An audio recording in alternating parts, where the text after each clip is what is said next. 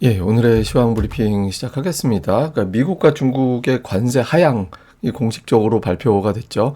그러니까 91% 관세 취소하고 24% 유예하고 그렇게 되면서 이제 남은 관세가 미국은 10%, 중국은 30% 이렇게 이제 남았다라는 점은 긍정적으로 작동할 수는 있는데 다만 이제 더 좋은 재료가 나올 게 뭐 있지? 이런 재료 피크론 그리고 이 영향으로 금리 인하는 연내 좀 덜 할 것 같다. 그러니까 뭐한 4번까지 금리 인하 할 것이다. 이런 기대가 있었는데, 그러니까 2번 정도로 축소가 되면서 금리 올라가고 달러 인덱스 올라가고 이런 점은 투자자들에게는 좀 신중함을 유발하는 그런 재료가 됐습니다. 다만 이제 외국인들의 매수 기조가 유지됐기 때문에 그러니까 지수 자체는 최근의 추세를 깨지 않는 그런 흐름이 이제 나타났고요. 그리고 또 종목들도 뭐 어제 강세에 보였던 일부 종목들이 주춤하긴 했지만 뭐 어제 또 부진했던 종목군들은 또 하루 만에 살아나는 뭐 제약, 엔터, 뭐 로봇 관련주들 이런 것들은 또 살아나면서 종목들이 이제 로테이션으로 지수를 좀 방어하거나 끌어올리는 그런 현상들이 계속해서 나타났던 것 같습니다.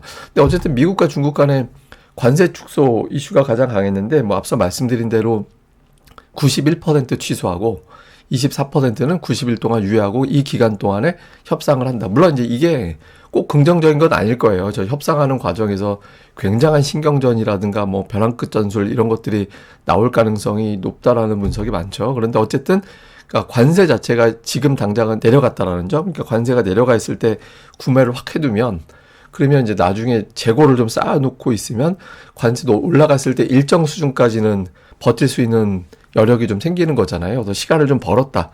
그 소매업체들도 시간을 좀 벌었다 이런 분위기가 되고 있고 그리고 경기 침체 가능성도 조금 미뤄진 것 같다. 그러니까 지금 당장 경기 침체는 안 올 것 같고 또 시간을 좀 벌어서 일단 경기 침체를 반영할 필요는 없는 것 같다. 지금 위치는 이렇게 또 안도감을 준 측면에 있습니다. 다만 이제 시장에서 좀 걱정했던 거는 미국의 국채금리가 너무 올라갔죠. 오늘 국채금리가 큰 폭으로 올라가면서 10년물 금리가 거의 4.5% 근처까지 올라갔고 연내 금리 인하 가능성도 지금은 7월까지는 금리 안 내릴 것 같다. 이렇게 바뀌었거든요. 근데 이게 지금 금리 인하 확률이 불과 이제 한 달 전 정도? 예, 한 달 전 정도까지만 해도 이제 다음 달부터는 다음 FMC 때부터는 이제 금리 내리지 않을까? 아니면 7월에는 거의 확실해. 그러니까 이런 분위기였는데 그러니까 지금은 6월도 그렇고 7월까지도 금리 안 내릴 것 같다. 그러니까 이런 쪽으로 바뀌고 있거든요. 그래서 그러니까 물론 이제 뭐 금리 안 내리는 환경 자체가 투자자들에게는 그만큼 경기 좋다라는 거지 될 수도 있지만 어쨌든 어차피 경기 침체는 안 갈 거니까 금리 내려가면 더 좋은 거 아닌가? 뭐 이렇게 생각하는 투자자들도 있었거든요. 그래서 이런 점들이 지수가 어제 좋은 재료가 나왔음에도 불구하고 추가적으로 밀고 올라가기에는 조금 어중간한 그런 어떤 평가를 받았던 것 같습니다. 그리고 이제 오늘 외신 보도에서 이제 마감되고 미증시 마감하고 나서 나온 분석들 보면 은근히 좀 조심스러워하는 분석들이 많았어요. 예를 들어서 지금 어차피 관세를 줄일 수밖에 없다.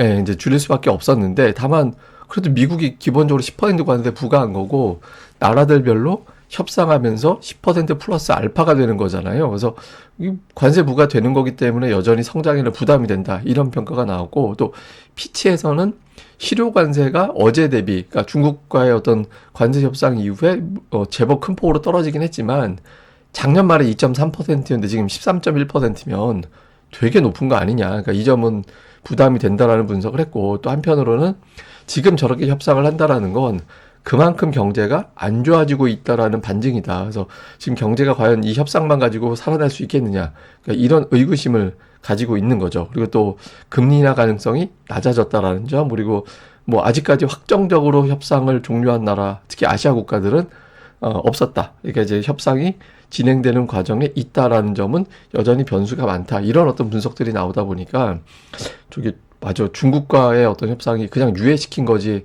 타결된 건 아니지. 뭐 이렇게 생각하는 투자자들도 일부 있었고 또 이제 재료가 그냥 뭐 아침에도 제가 경우의 수에 따라서 그 오전에 이게 매도 물량이 분명히 나올 가능성이 높은데 이걸 이겨낼 정도 매수가 가동이 되느냐. 그러니까 재료 정점으로 보는 투자들이 분명히 있을 거다라고 했었잖아요. 근데 그런 투자자들 대비 자신감 있게 밀고 올라갈 수 있는 어떤 매수에는 조금 부족해서 지수의 상승이 좀 어정쩡하게 나오는 그런 흐름이 나왔던 것 같습니다. 근데 그래도 코스닥을 보면 대단해요.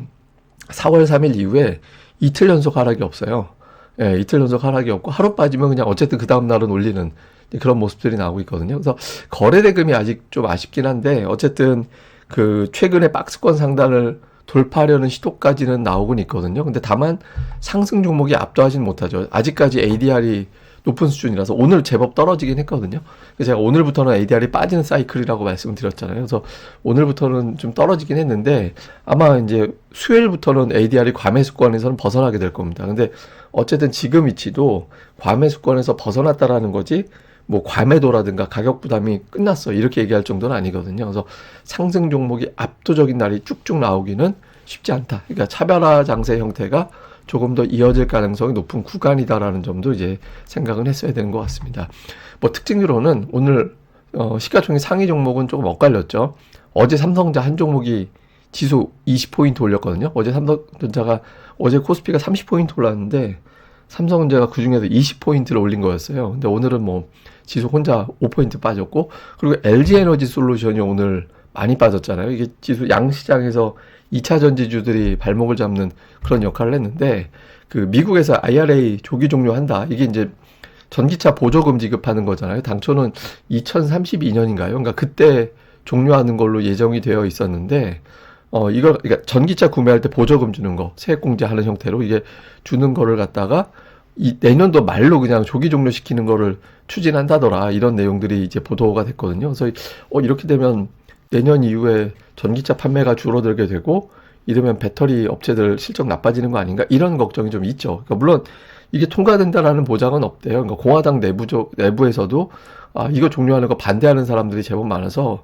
의회에서 통과되기가 쉽지 않다라고는 하거든요. 근데 어쨌든 저런 내용들이 보도가 되면 투자자들은 좀 위축이 되죠. 저 부분이 좀 지수의 발목을 잡은 측면이 있고 그래서 코스닥에서도 어제 제법 올랐던 2차 전지주가 빠지고 대신 이제 또 어제 빠졌던 제약바이오가 올라가면서 지수 자체는 플러스로 마감시키는 그런 모습이 나왔습니다. 그래서 어제와는 오르는 종목이 좀 바뀌는 그런 형태를 좀 보였습니다.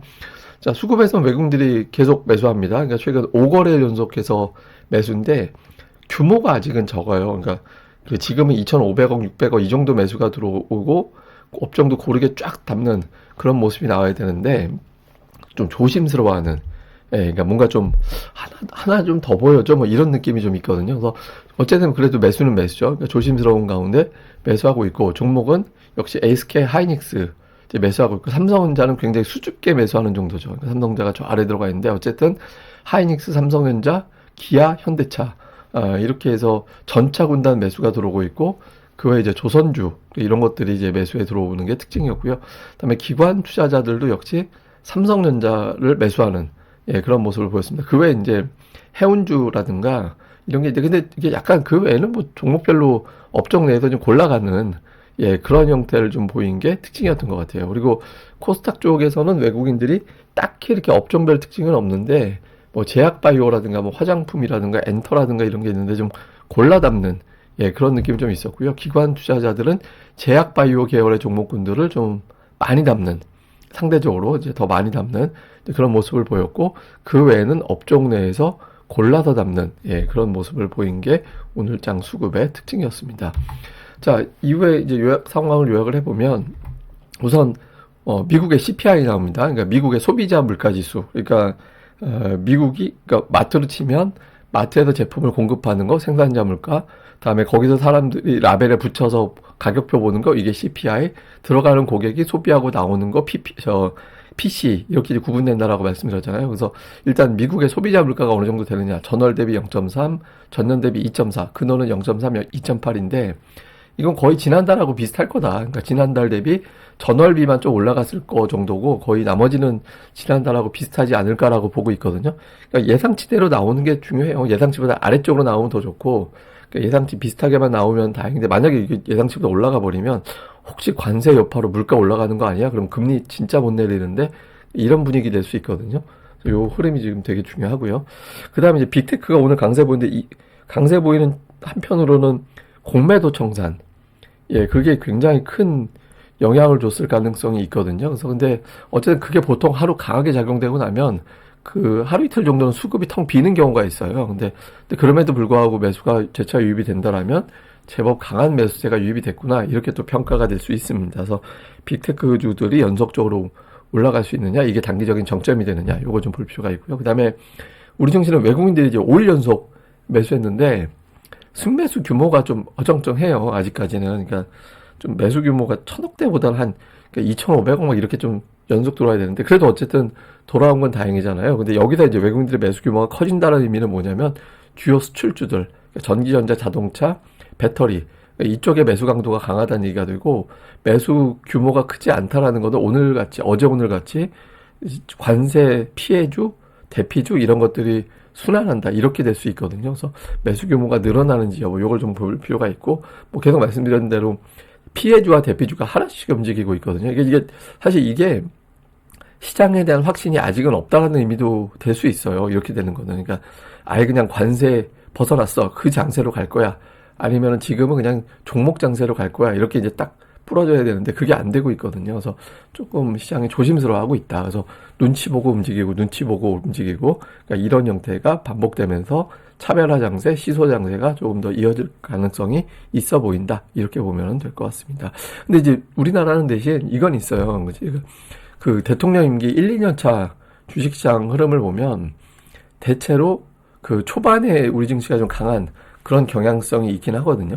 이건 참고로 예를 들어 대통령 임기 시작 날부터 임기가 끝난 날 그렇게 기준을 잡은 게 아니라 그 해, 그 대통령 임기가 시작되는 해를 그냥 잡았어요. 그러니까 그 전부터 이미 이제 그 대통령의 어떤 기대감 때문에 또는 어떤 그 흐름 때문에 반영된다라고 봐서 임기 시작 일 기준으로 아니라 그냥 그 연간으로 이제 따져서 봤거든요. 근데 어쨌든 보면 임기 첫 해 주식시장이 이렇게 나쁘진 않았어요, 통계적으로 볼 때. 그리고 첫 1년차와 2년차에 동시에 하락한 케이스도 없었거든요. 그래서 보통은 이제 초반에 자금을 대거 집행하는 그런 어떤 형태가 나오기 때문에 경기가 풀릴 것이다라는 기대감이고, 그게 이제 증시가 올라가는 그런 그런 역할을 좀 하기도 하거든요. 그래서 지금 대선을 앞두고 있는 상태라서 이 점을 외국인들이 이제 판단하면서 매수하는 거일 수도 있습니다. 그러니까 우리나라가 이제 성장률이 계속 하향 조정되어 있잖아요. 근데 이게 뭐 지금 추경도 늘린다라는 보도가 일부에서는 그런 주장이 있었고, 다음에 또 아무래도 우리 경기가 지금 썩 좋은 편은 아니라서 임기 초반에 어떤 형태가 됐든 집중적인 경기 부양, 재정 정책, 여기에다가 이제 한국은행에서 금리 내린다고 하니까 통화 정책이 이제 붙는 시기가 될 수 있거든요. 그래서 요 기대감이 좀 되기는 되고 있는 것 같아요. 근데 이게 아직까지 제대로 반영되는지는 의구심이 있긴 합니다. 뭐 또 우리나라 경제 상황이 관세 전쟁에 따라서 어떻게 될지 모르니까 아직은 신중해지는데, 점차 이제 대선 투표일이 다가올수록 이런 기대치가 또 움직일 수 있거든요. 그래서 이 부분도 계속해서 외국인들이 반응하는지 또 체크해 보도록 하겠습니다. 그럼 또 오늘 하루 또 잘 보내시고요. 저는 또 다음 방송에서 뵙겠습니다. 이 방송 구독하기를 꼭 좀 눌러주세요. 구독하기와 좋아요까지 많이 눌러주셔야 제가 또 알고리즘 이런 데 많이 노출이 되니까 많이 좀 부탁드리겠습니다. 감사합니다.